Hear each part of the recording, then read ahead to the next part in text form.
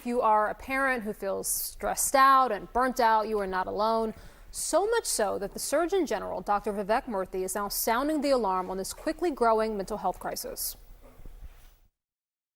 48%, nearly half of parents, are saying on most days they are completely overwhelmed by their stress. This intensified culture of comparison that we're all living in, that's really potentiated and fed by social media and the online environment, where parents are looking around them and comparing themselves to sometimes hundreds of other parents, some of whom they know, some of whom they don't know, but they often come away feeling worse about themselves and like they're falling short as parents.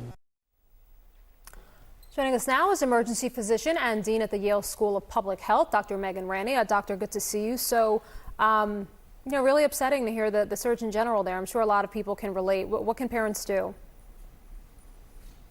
As a parent myself, honestly, I cheered this. I think it reflects the experience of so many parents across the country. To me, this advisory serves as a reminder to all of us as parents to put our own oxygen mask on first. And we spend a lot of time talking about the mental health crisis among kids. And I will say, as a parent and as an emergency physician, that I know that we can't help our kids get better if we're not better ourselves. So as a parent, try to find help. Try to find time to take care of yourself and advocate for policies in your community, at your workplace, in your state or city that help other parents, right? We need paid leave, especially during those early childbearing years. We need access to good childcare, not just in the toddler and infant years, but also throughout. Right? Nobody's workday ends when the school day ends. And we need to have communities that look out for each other. So to me, the advisory really illustrate all of that. Yeah. And I wonder how damaging you would say stress is and how much of a toll that actually takes on the body. I think sometimes we sort of write it off as, it's just stress, it's just life, but it can also have a damaging effect physically on your health. Absolutely. And I frequently tell my patients in the emergency department that the connection between the mind and the body is very, very real. When we are stressed, our body releases hormones, suppresses other hormones that can have an effect on our gut, on our immune function, and can actually have long-lasting effects on our vascular system, on risk of asthma, on risk of infections. So taking care of that stress not just helps your mental health, but also your short and long-term physical health. And what about the connection between parental stress and how it might impact your children?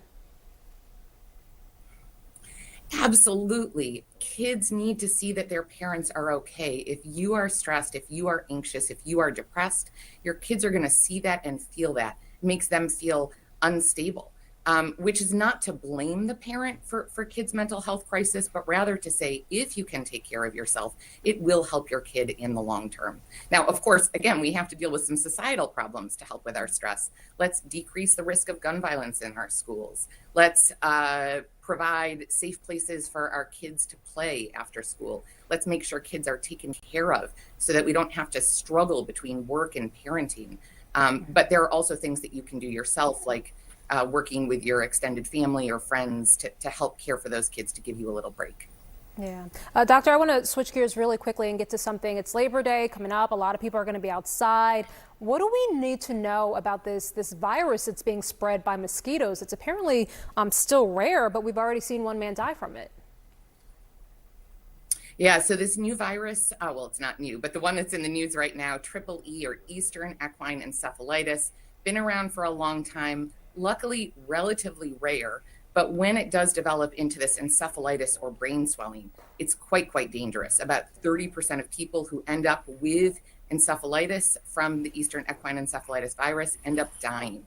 Now, there's two things to know. One is that it is borne by mosquitoes. So the best thing to do is to prevent mosquito bites. So try to stay indoors after dusk. Make sure you're wearing DEET or Picardin, some sort of a real, honestly, chemical bug spray, and try to not spend a lot of time around swamps or standing water where there are lots of mosquitoes. That's one thing. The other thing to know is that EEE is actually much less common than things like West Nile virus, which of course Dr. Fauci recently had. So I would say to protect yourself, not just because of the risk of EEE, but also because of the risk of all of these other mosquito-borne viruses that are out there. getting bitten by a mosquito is never a good thing, especially not right now when we are seeing this surge in mosquito-borne illness. Yeah, certainly worth a reminder. Dr. Megan Ranney, good to see you. Thank you.